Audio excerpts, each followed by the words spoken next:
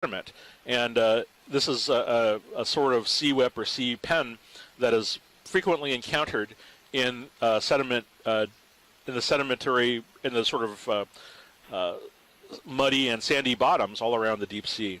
Really a nice capture of a great deep sea animal, sort of a big two of the deep sea, Hymenaster, Slime Star, and Umbellula, sort of deep sea pen. So thank you. Sounds like we have Scott France back on the line, who clarifies my hold-fast structure is more like an inflated bulb which anchors the animal in the substrate, in the sand or mud. Hi, Chris. I've never actually left the line. I'm just listening. I can't see anything, but that was a good description of an umbellula. And it may also be worth noting that species in that genus are among the deepest known octocorals, getting down to 6,000 meters. Wow. Kilometers. 6,000 meters. So we're seeing all sorts of characteristic deep sea species. Those are among some of the oldest known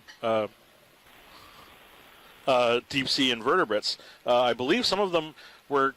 I know the Hymenaster was collected by the Challenger expedition in 1887 or so. Is that right, Scott? Was Umbellula also from that time period?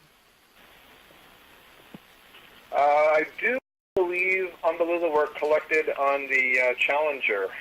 Let me see if I can see when the genus was named. Thank you.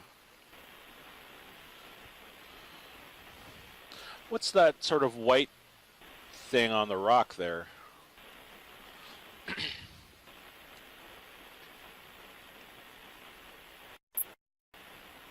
Oh, that's interesting. Looks like a sponge in a wedge type shape with a little crab. Oh, a little baby hermit crab with a sea anemone growing off of the torso. We've seen these larger examples around today, but it's perched on the sponge, which I will leave to Chris to look at later. So we can move on. Thank you. So I wasn't sure, but has the front row been had a chance to introduce themselves since lunch? Yeah, so if you have a free moment, please introduce yourselves. Yeah, Levi Unima, sitting pilot right now. And to my left, Dave Casagrande is nav. And Dave Wright, sitting co-pilot.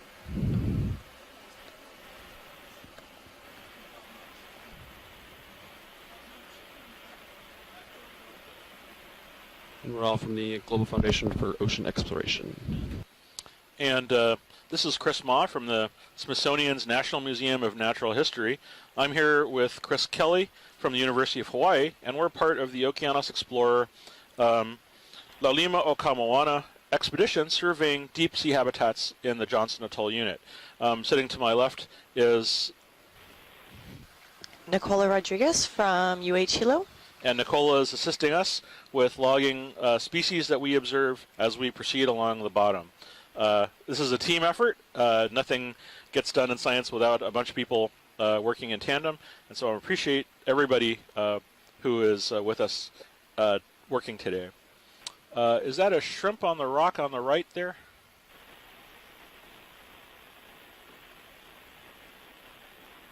Thank you.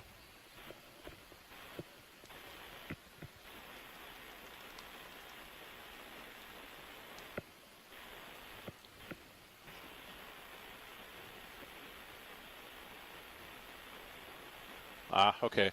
So it's something like yeah,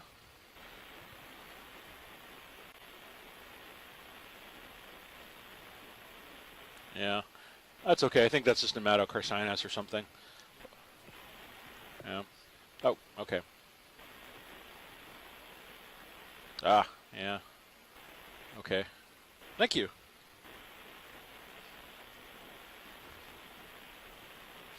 We can proceed to look at this bamboo coral briefly.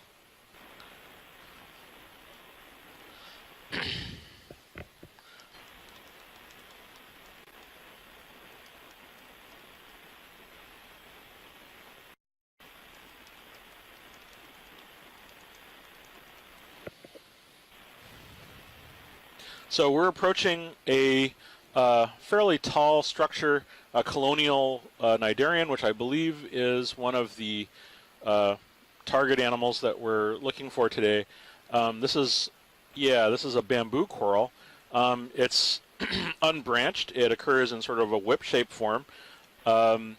It's called a bamboo coral because without the tissue, it's composed of several. It's composed of an internal skeleton with a white general structure, general color, broken up by sort of darker internodes, breaking up the individual pieces.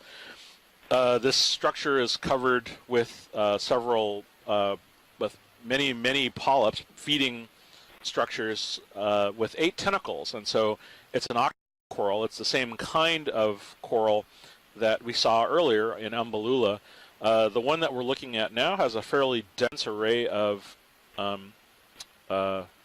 polyps along the surface.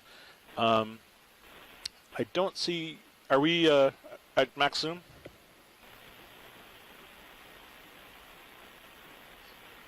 Yes. Yeah. Lovely. And so we're zooming in, and what I hope to do is to be able to capture fine structures in the tissue of this animal, so that our coral biologists on shore and other experts are able to reconcile the species name for it in the future, as our video is currently down. But we're definitely recording this, and scientists will be able to refer to the video in due time. Does the base have tissue on it all the way down? Can you guys see that?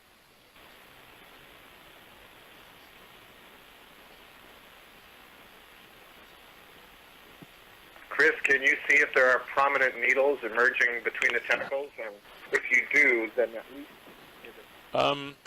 You mean the tentacles in each polyp? The tentacles of the polyps, right. Can you see pointed needles sticking between the bases of the tentacles? Okay.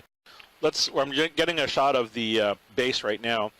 Looks like the base, the base is devoid of tissue up until the first pair of internodes. And then if we could scroll up and look at the tentacles again. We can look at it later. Okay. I'm just offering it. If you do see needles, then you can say that this one is different from the whip that we imaged earlier in the dive. Okay. I think we have some close enough imagery that they'll be able to work with it later. Thank you. We can move on. Thanks, Scott. I appreciate that.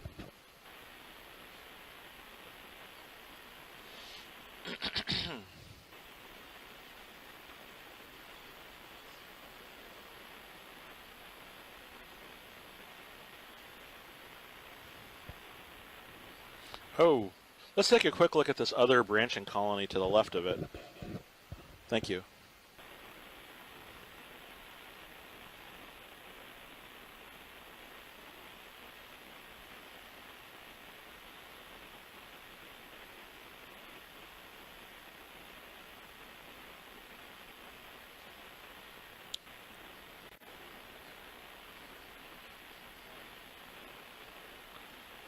Oh, wow. I think this is...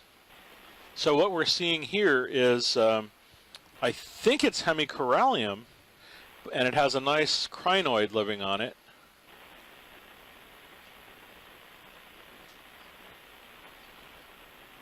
Yeah, I think this is... Yeah, I think this is Hemicorallium. This is a precious coral. This is one of the corals that was the objective of one of our earlier dives. One branch of this animal seems to be devoid of tissue, and is covered by small hydroids. It's a fairly big colony. Looks like it has, there's a bunch of interesting texture on one of the lower stalks. Looks like a big bulb. It might have been where the animal has overgrown itself. Yeah, so Yeah, there's a sort of round bulb on one tentacle, which I'll let again the experts sort of debate over later. Let's have a look when you're done. Let's have a look at the crinoid also. Ah, thank you. Yeah. Yes, thank you.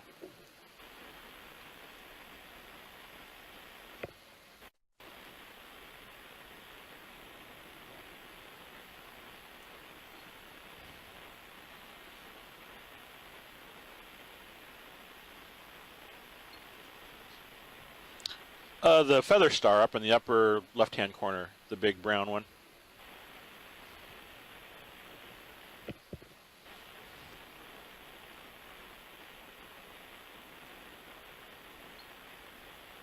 Oh, there we go.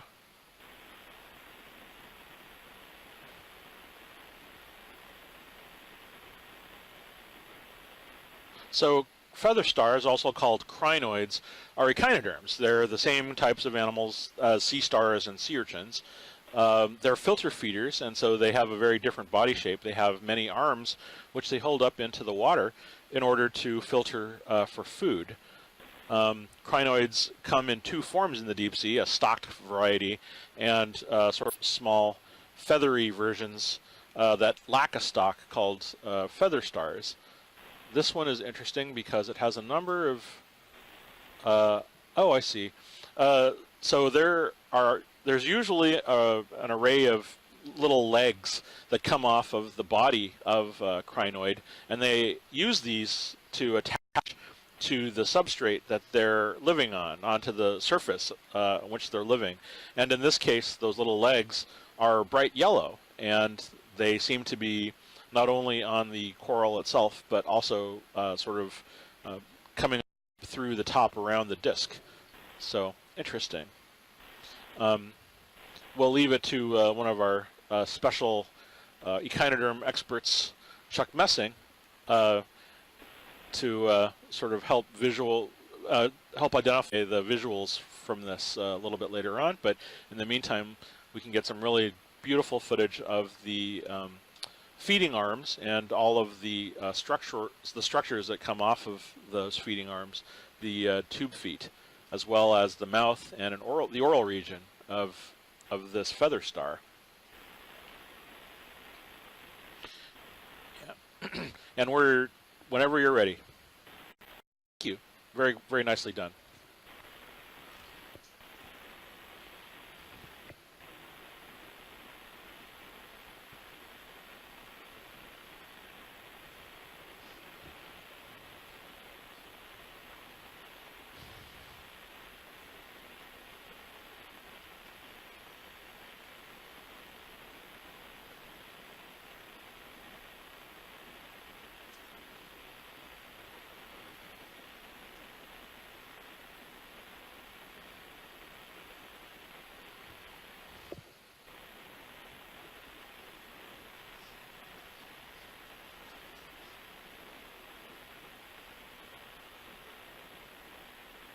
Ah, okay. Yeah, let's zoom in on this. I don't think we've seen this before.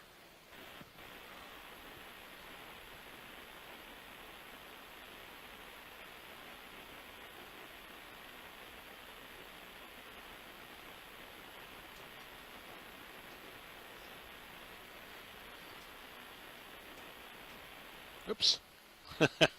Oh well. So this is sort of an aggregate of a bunch of different animals. Interestingly, I thought this was at first I thought this was a coral, but in fact I think this might be a sponge. Yeah, this is a sponge. Poor Chris Kelly. He gets the bad luck today. So what we're seeing is, I'm not sure what kind of sponge. I think it's a demo sponge, which is a non-glass type of sponge.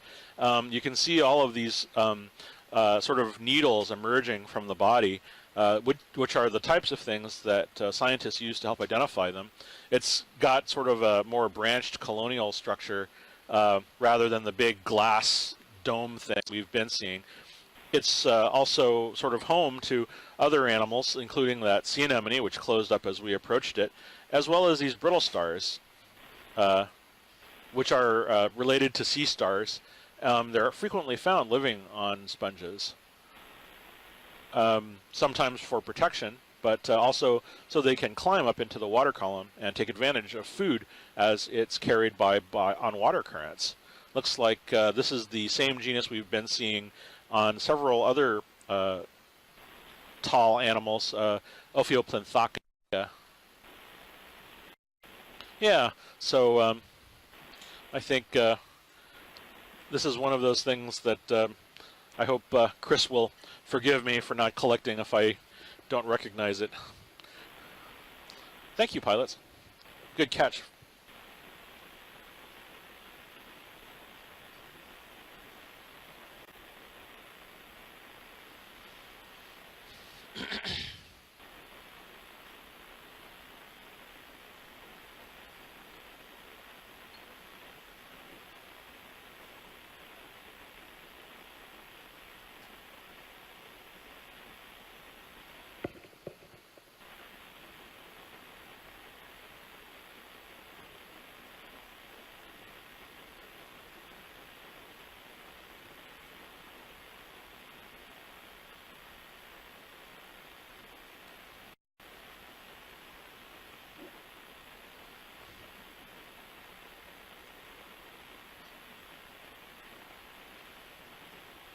So in the middle of the screen, there's an orange.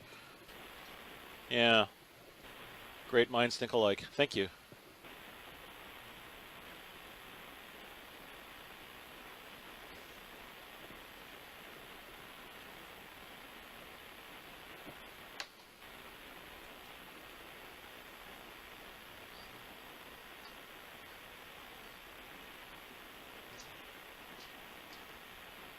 Okay, I think it's a sea anemone on a hermit crab. Yeah, that's a hermit crab with a sea anemone that's being carried around on its back. Yeah, actually, oh, excuse me, this isn't a hermit crab. I think this is a homolid crab. This is one of those carry crabs that we're seeing earlier. I think it carries around a big kind of cnidarian on its rear end with these two legs on the back. Hopefully we'll see another one up front, sort of verify the identification. Thank you.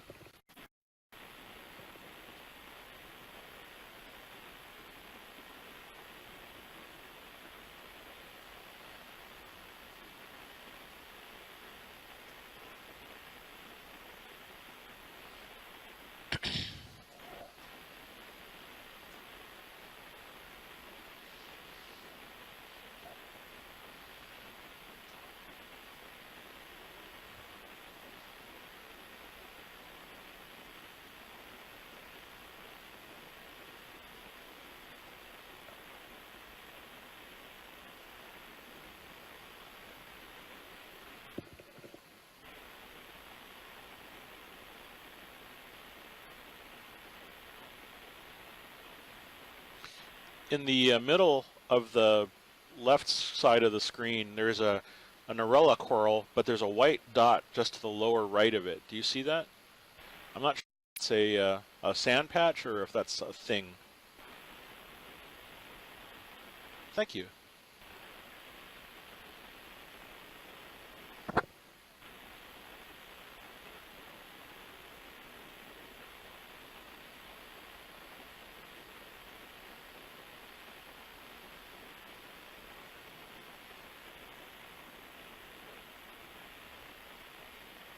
Yeah, it looks kind of like a sand patch.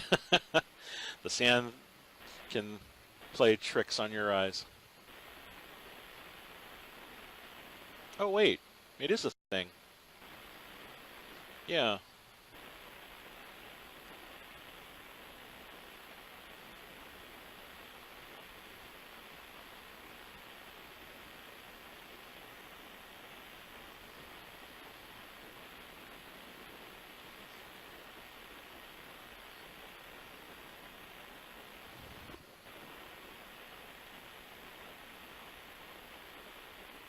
Huh. It looks like the remnants of one of the animals that we frequently see in this environment, a sponge. A lot of times sponges have long stalks that are composed of sort of glass fibers. When they die, these animals sort of get knocked down, and they often leave the cemented base that they use to attach to the bottom behind them. Yeah, we can move on. Thank you.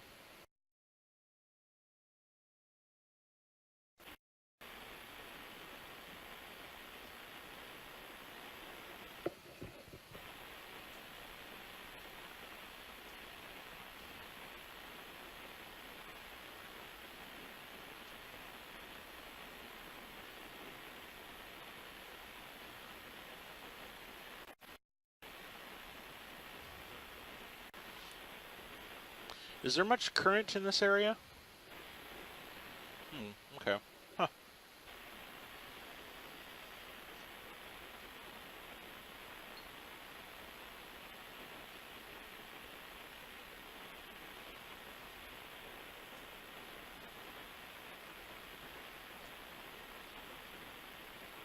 There's a big branching structure over to the right. Thank you.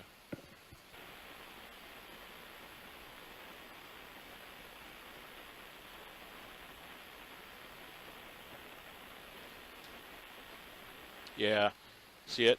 Sort of a big Christmas tree-like thing. If a Christmas tree was yellow.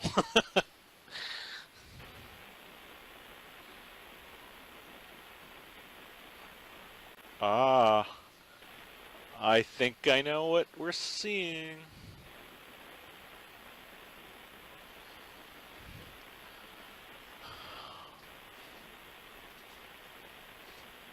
Wog.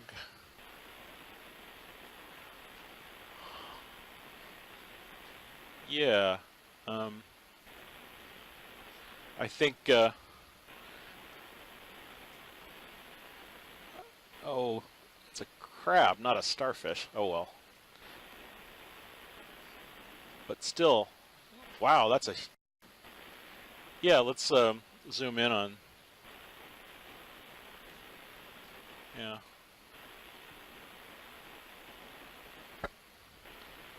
Yeah. So we're seeing a fairly large colony of some kind of coral that I don't recognize.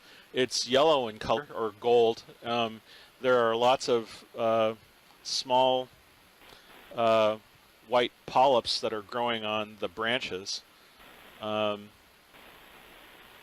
not sure if those are hydroids that are overgrowing otherwise sort of normal coral, or if it's the polyps of the animal. 3, 4. Let's see how many. So, Chris, you said the colony is yellow, meaning. So the body of the. Oh, polyps, Chris Kelly is here. Thank God. Okay. Looks like it might be a paramaricia. What was that? Oh, it's sounds yellow like it though. might be a paramaricia type if it's yellow, but it Paramaricia. appears to have white tentacles for the polyps. Yeah, so Scott, it's not. I think it's a hydrozoan. It looks to me like it's a hexacoral. I think it could be solandaria or something like that. At least the close-up. I just got in here and they're zoomed in. I haven't seen what the colony looks like yet. But is that an octocoral or hexacoral? I think they're growing on the larger because it's an enormous colony.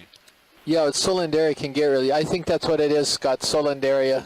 Oh, so this entire thing is. Yeah, the whole thing is a big hydrozoan. Yep. Wow.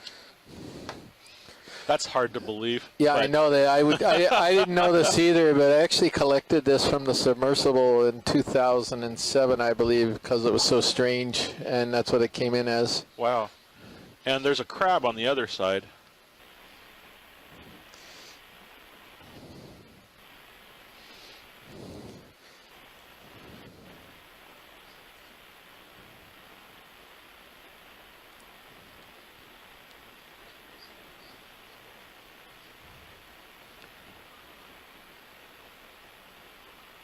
So it's from, and there's some brittle stars. Looks like some more ophiocanthids.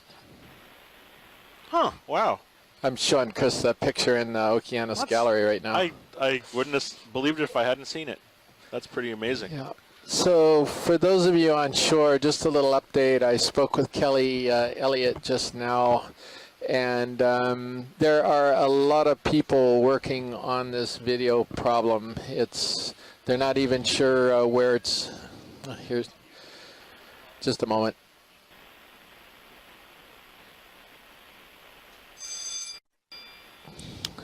Okay, so they are in. Roland Poole is in a meeting right now with the satellite people and experts on shore and everything else, trying to get this sorted out. We very much apologize, but believe me, they are working on it, and hopefully they'll get things straightened out as quickly as possible.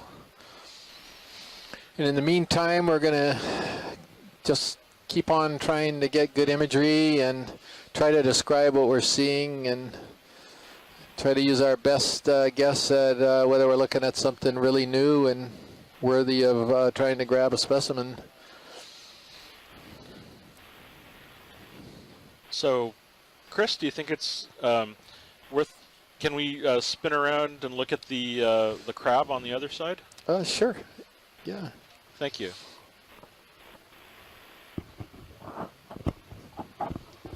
I think it's a squab lobster, but I'm not sure.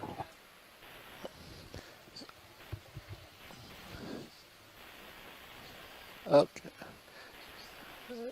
Yes, please. All right.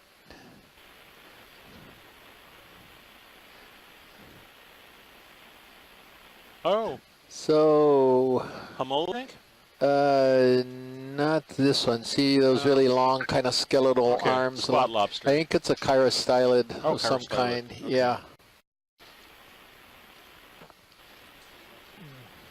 Great. Thank you for that. Appreciate it. Thank you. It's interesting how it's positioned right under the overhang. There's another one of those Solandaria down below, so there's a couple colonies here. Huh.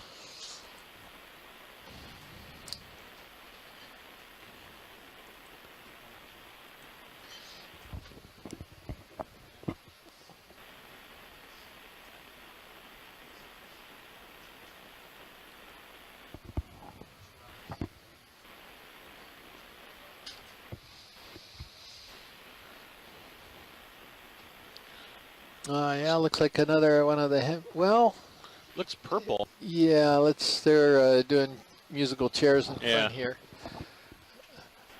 I see that Levi has yielded his seat to Josh.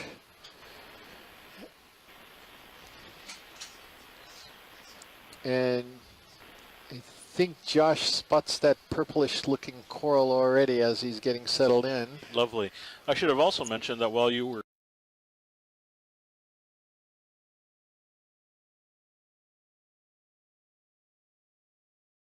a demo sponge. What type of, was it lyrate or? I'll have to just show you. Okay. There we go. If we could get a closer look at this. This is a new coral for the day. All right, so we're looking at what I think is a Victorgorgia nutting eye. It's got a little bit of a lighter coloration to its branches, but it's got those very large, distinctive purple polyps on it.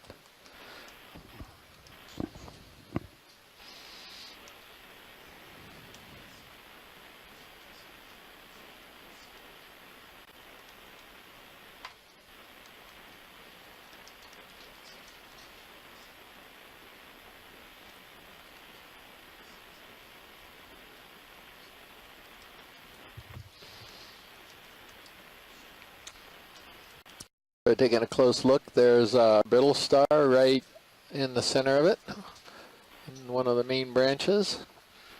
Assume this is those, would you call them snake stars? Yeah, Euryalids. So the Euryalids are named for the ancient Gorgons. So like Gorgonocephalus, which is the name of a North Pacific basket star, Gorgon head, and Euryale is also the name of one of the sisters of Medusa, so they're always named after gorgons.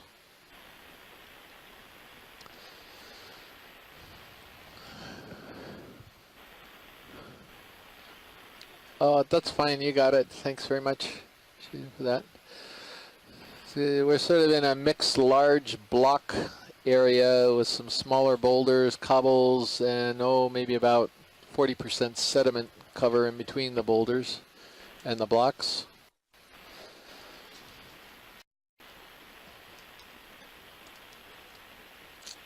Yep. Oh wow, look at that. Wow. The overhead, yeah, it looks, we're looking at an overhead view that looks like a channel, perfectly cut channel between two big blocks. So they just separated at some point in the past very evenly. There's another little... if it's possible, I think there were some... Oh, never mind. I think it's past. Oh, that's fine.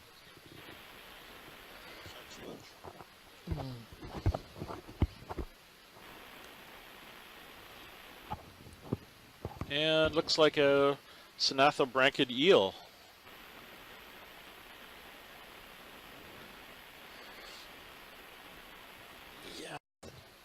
Thank you, Bob. I was taking a quick look at that demo sponge that you guys imaged while I was at lunch.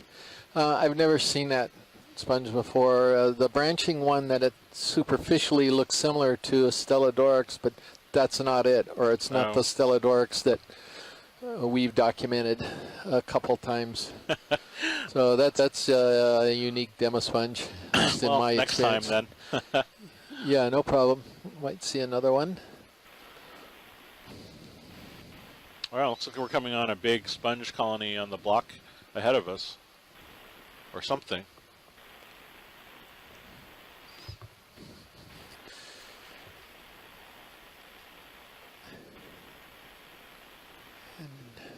There might be, no, that's just a lighting effect. Yeah, you do a quick zoom on this big colony that's on a vertical face of a block. And it is a...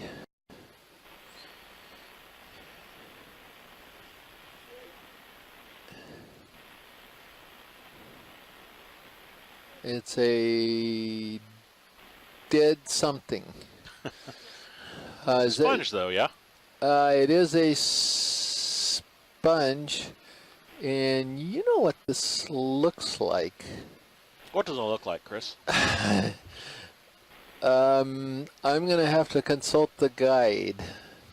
But I think this is the same sponge that you saw live a little while ago, but this one's dead. And dead sponges, unfortunately, do not make good collections because they lose all their microspicules.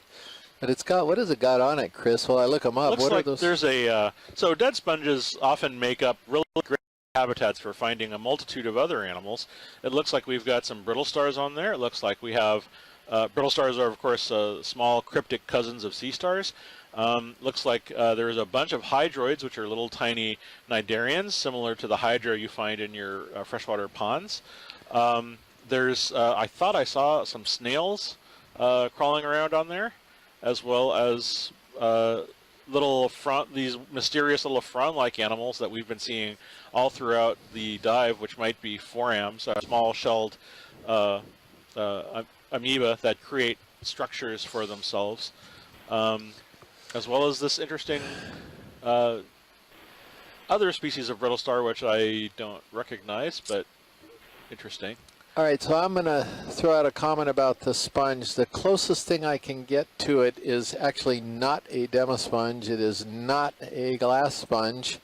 I think it is a calcareation, the only deep water calcareation that I've ever seen in Hurl in the submersibles. Came across it once, and there's one photograph of it in the Hurl gallery, and it's in the family, we think, Clathrinidae, and possibly in the genus Clathrina. But if we see some more of these things, I think it would be an extremely worthwhile collection, because we really don't know what it is, and it's extremely rare if it's that. And if it's not that, it's something that we've never seen before at all. This is a very fine tubule branched sponge with, it's like a whole meshwork of tubules, like a Medusa sponge or something like this, with all of these tubes going in all different directions. And if this was a live one, of course, it would have been great right here. It would have been an easy collection, but it's just, we're just not going to get what we need from this dead one. But extraordinary. I think this is it, Chris, and I don't know if you would concur. Oh, superficially it appears the same. Yeah. It's hard to say. So that's what it is. It's sort of a big... Oh, wow. Yeah, okay, that looks much more like it. Yeah, so boy, I'm going to be on the lookout for this I thing. bet we'll see another one of those. Yeah. Thanks, pilot. Awesome. Oh, sea cucumber on the bottom there. Oh, yeah. And something here next to it. See this over here? Yeah. Is that a crinoid or something? Let's What that is. take a quick look. Yeah, okay, cucumber. Yeah. So sea cucumber. It looks like it's got its, I think that's its mouth directed down, feeding. You can see right through the body wall, and those are its intestines that you can perceive through the body wall. And I think that so that is either the front half or the back half. I'm not entirely sure which is which, but at some point it'll poop. So it'll absorb organics and send out the clean sediment the way that an earthworm might. And this is an important function ecologically. They can change the microbial structure of the sediment they're in, as well as aerate the sediment that they feed upon. So even though they look very unusual, they're quite important to the ecology of the deep sea bottoms. So we think this is one of these varieties of synallactid in the genus Hensinothuria. This happens to be the very light-colored, I believe clear one. But that's our best guess. It has the very fine tubules on the back, very small ones that are characteristic of Hensinothuria, and the very clear body of the synallactidae. But I don't know, what do you think? Is that looks close. reasonable? Yeah, I think so. There's also a, did you say there was another? Yeah, something that was down below. You can look, where was it? To Maybe, the left? no, it might have been at the end of this dead sponge stalk right there. Yeah, right. I'm sorry, it's just part of the dead sponge, I think. Yeah, I think it's, might be some zoanthids here. Yeah, there's some zoanthids growing on the end of the sponge, and the zoanthids are like collector zoanthids. Their stalks are all covered with all types of sediment and debris. Oh, that might have been the sorts of things we were seeing on the rocks earlier. I guess it's a zoanthid. It's Interesting. Yeah, I think we're done. Thank you. Yeah, thank you. Okay.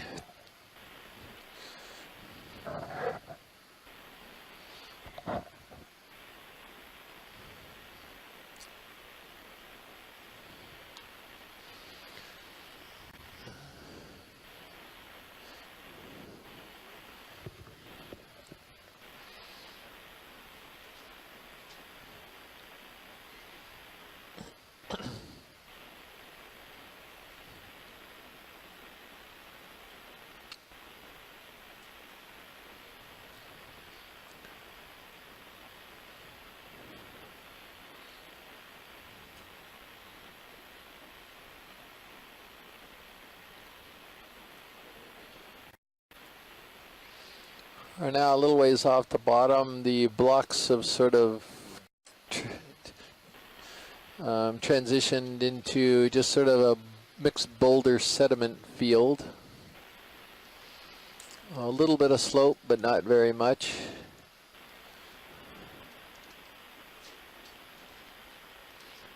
Quite barren. We're not seeing a whole lot of animals.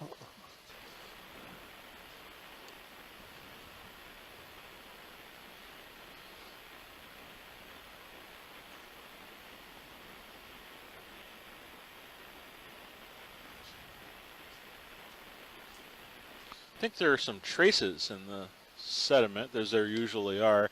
Sometimes animals are not immediately evident. There are things that bury themselves in the sand or are just too small.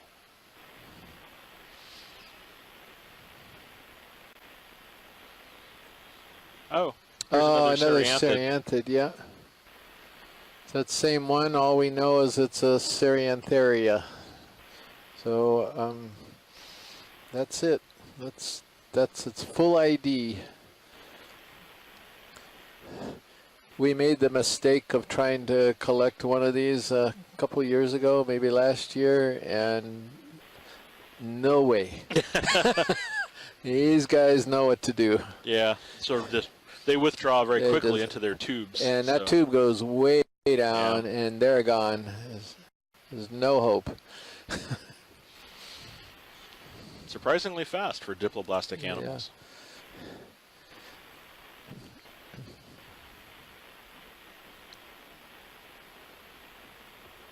What's that? Yeah. There's an orange bit right over to the there. left there.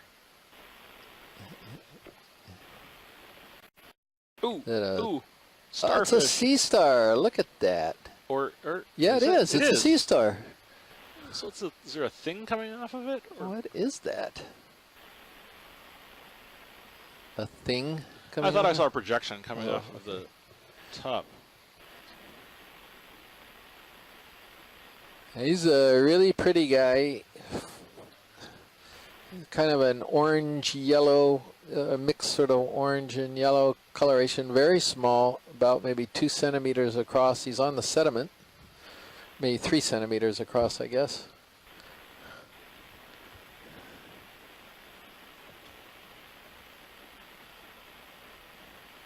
And Huh. they're zooming in now to give us a good look at him.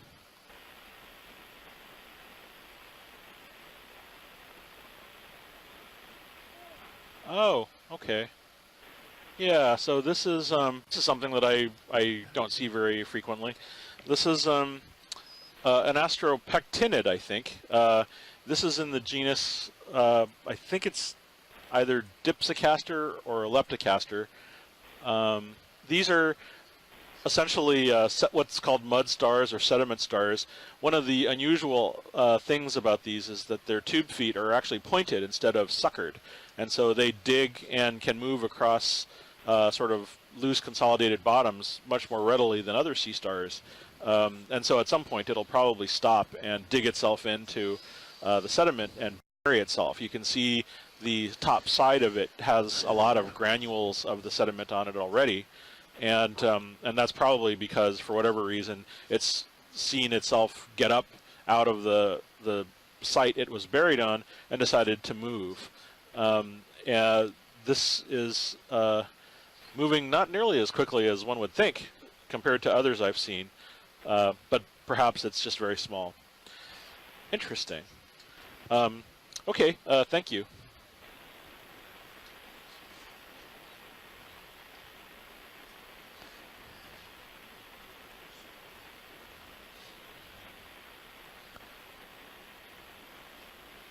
Oh, Oh, so you- Xenophyophore. Yeah. So one of the most curious organisms to be found on the deep isn't even an animal, technically. This is a protist, an animal or an organism which is a single-celled protist, and they form these large agglutinated structures. That is to say, they can take the sediment and glue them together and make essentially a kind of castle for themselves. It's not entirely clear how big the protist, sort of like an amoeba, is, but presumably they have tentacles or pseudopods that extend all throughout this structure. It's still quite impressive when one considers that this is all being made by a single-celled organism.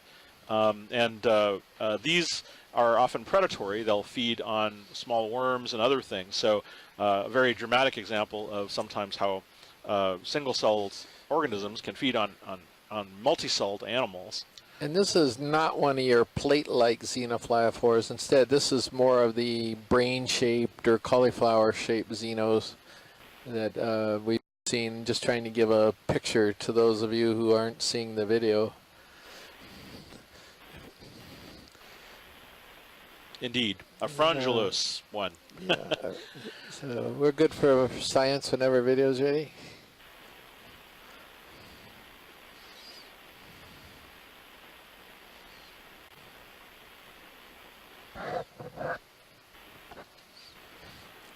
There's a big colony to the left. I don't know what that was out there. Or is it just a primnoid again? Oh, I'm sorry, it's just another primnoid. I didn't see it. I know. Hopefully Steve isn't watching. No, it's this Norella nutting eye. We're assuming that's what it is. It certainly looks like it. But Norella for sure. Just had a larger, rounder shape to it. It caught me off guard in the distance. You know, I am looking for those right now. You know, I have never ever looked at calcareation microscopically, and I'm going to actually have to go read up on them to find out what I even look for.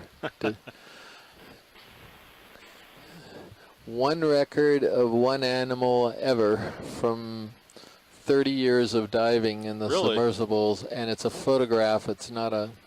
It's not a collection. Well, then here's hoping we see another one that we Yeah, can collect. and it's somebody's guess. It wasn't my guess. Oh, here's a fish. Where's the Purple to the left. Oh yeah, look at this. This is different.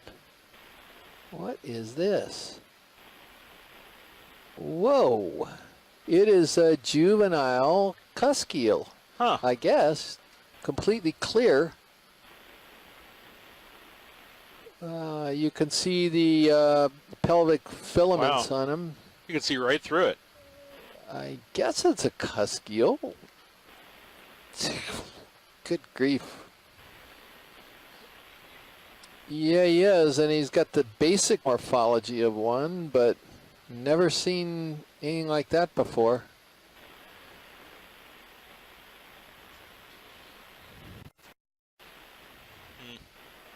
Well, I should be able to tell us what it is. Yeah, he should be in his group, the whole fish group, but I'm not 100% certain that's what it is. I think it's a good guess.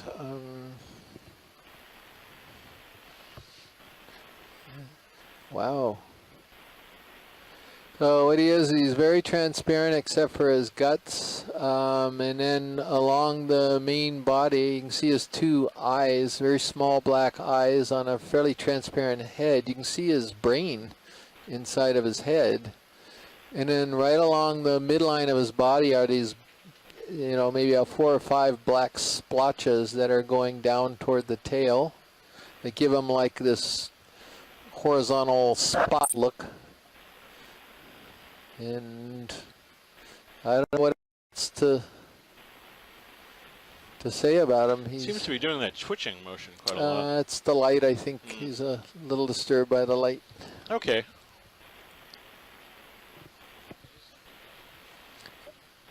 Yeah. Yeah, and he's really small, so yeah, it's probably a juvenile. Very good. Thank you. Yeah, where did he go? There he is. Okay.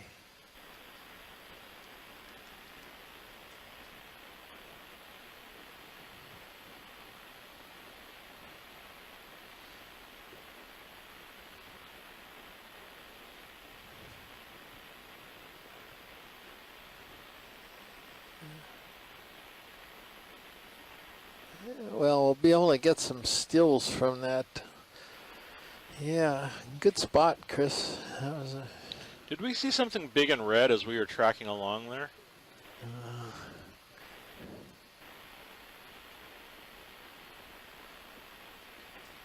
Big I and imagined red. it.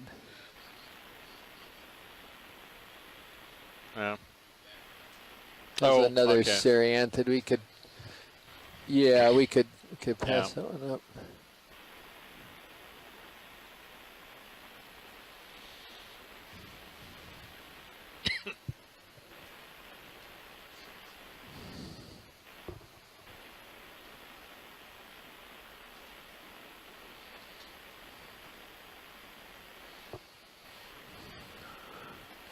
If we could swing right just for a moment, just a quick look to the right, a little bit more.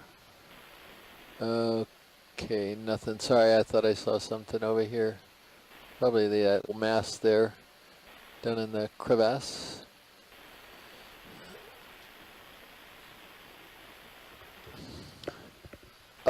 Oh, yeah, could we? That's absolutely what I'm looking for. Okay, Josh has spotted another one of these bizarre sponges that could be a Clathrina. And hopefully the shore doesn't mind. They can't see anyway if we go ahead and make a unilateral decision to grab one of these things. This is quite rare, I suspect. Oh, and we've got some Anthomastus-like things on the substrate. Oh yeah, it. there is an Anthomastus, and there's another Seriana to the left of it. Oh man, this is another fabulous action opportunity here. I have no idea about the texture of this sponge, pilot, because it's never been collected. Yeah. I would expect it to be brittle, and then you'll find out.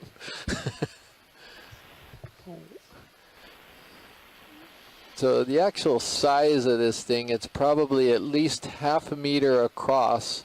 It could easily be mistaken for a coral because it's a huge number of branches that are almost in a fan shape. And it's, yeah, never seen it before. So pilot, what we're after is this crystalline white material rather than the dead brown material. There's a benthic. Oh yeah, there's a Tijaufiella, I think, because it doesn't have the branches on the whatchamacallits, the teeny. I'm really rubbing off on you, aren't I?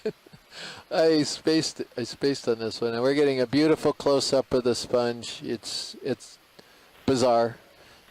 If it isn't that first ever. Looks like there's several of these ctenophores all over the sponge. Yeah, and here's a squat lobster we're looking at right now. Wow. Yeah, there it is. Ooh, let's get some nice shots of. Yeah, nice shots of this one, because this is the one with. You see Wow. any side branches or not? No, I don't either. I don't think there's any tentacles coming off of those of those feeding tentacles. Right. So then, if I understood the benthic ctenophore folks, then that would, it is not a lyroctinid, then that would mean it's in the Tijau. I don't remember what the family is for Tijaufiella. Well, they're still very long tentacles, that's for sure. Wow. I'm going to go ahead and look in the guide here. They just keep on going and going. Where is the? That's a lyroc.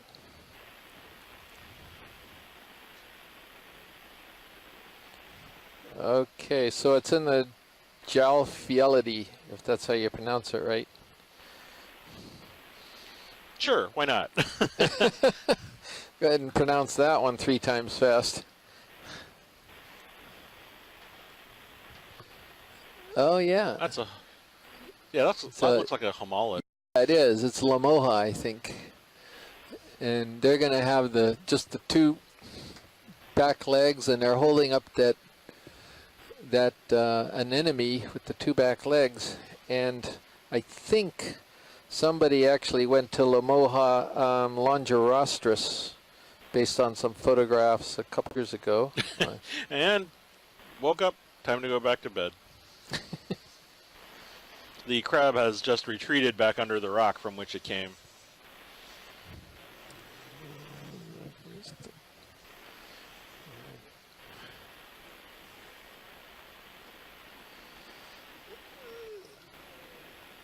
Oh, Lamoha longirostris. Okay. Yeah. And that a little shrimp in there that's on the sponge, and there's some brittle stars on the sponge too. Oh, something to look at. Yeah, there's a snail. Is that a snail right here? Hermit crab. Or a hermit crab, okay. Yeah. And he's looking at some ophiurids right now that are on the sponge. Amphiurids, I'd say.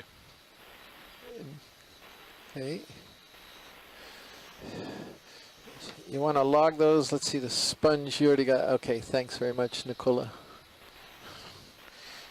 So engrossed in the sponge. Yeah. I'm always grossed by sponges. Oh, engrossed. Excuse me. Oh my goodness, this is fantastic.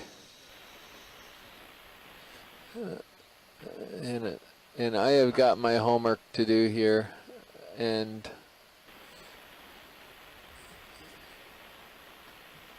yeah, so he's doing a very tight view of the branches, and it's very clear and translucent tubes, and then dotting the tubes are these sort of white projections of spicules that are bumps on it, and then from each of these white projecting areas there's a set of really long spines or other spicules that are coming out like a little flower out of the ends of it, and so the tube is just speckled with these little white dots that have all these spines on it. I guess that's the only way to describe it.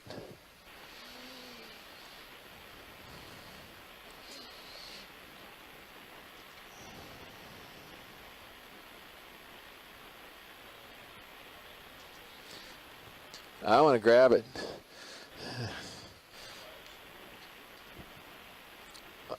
Question mark. Yeah, it's a guess at this point, because even what we have in the gallery was a solid guess. I mean, not so solid guess. Oh my goodness. A solid guess? Yeah, solid guess. Sorry, that was fine. That was worth poking fun at me about. Sorry. You can tell I'm a little excited about this. This is a long-standing mystery. Roger, Nav, go ahead.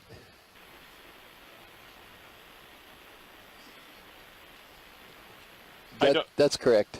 Yeah. Yeah, right where you're going for, that big clump on the right. Looks good. Yeah, the white section, not the dead one. Not the dead section. Yeah. And just have no idea how the sponge is going to respond.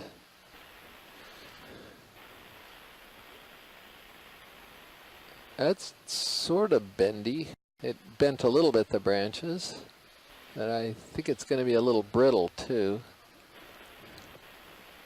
Yeah, it's going to be brittle. I just saw a piece fall down.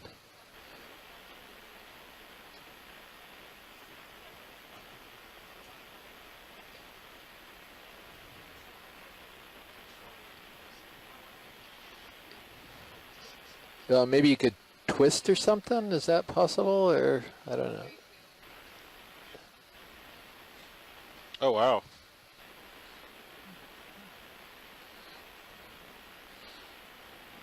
Oh, okay. Perfect. Splendid. Perfect, Josh. That was fantastic. Could we take a look at it real quick? Yeah, because there's something on it. A little squat lobster. Yeah, a little squat lobster. Just want to give a quick update. This is Roland on the OKX line. Got a whole slew of people on a conference call. We're still troubleshooting the lack of video, so they're still in the works, but no progress yet. Thank you. Yeah, we're good, Josh. Thank you. And we've got some of the benthic ctenophores on there, at least like 4 or 5 of them, so this is fantastic.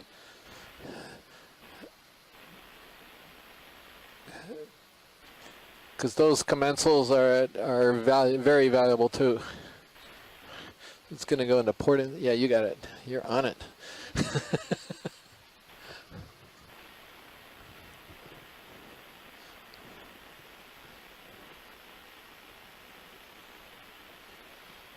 Oh, amazing. Yeah, it's in. Fantastic. I'm going to be beaming for the rest of the day. This is. Oh, it's fine. I think it's part of the dead that's segment fine. of the colony. So. Right. And there's plenty of the sponge. You might have taken, 1/5 to 1/10 of a piece of the whole colony here, leaving the majority of it. So excuse me, sorry, Josh. One moment, please, before we go. We're just trying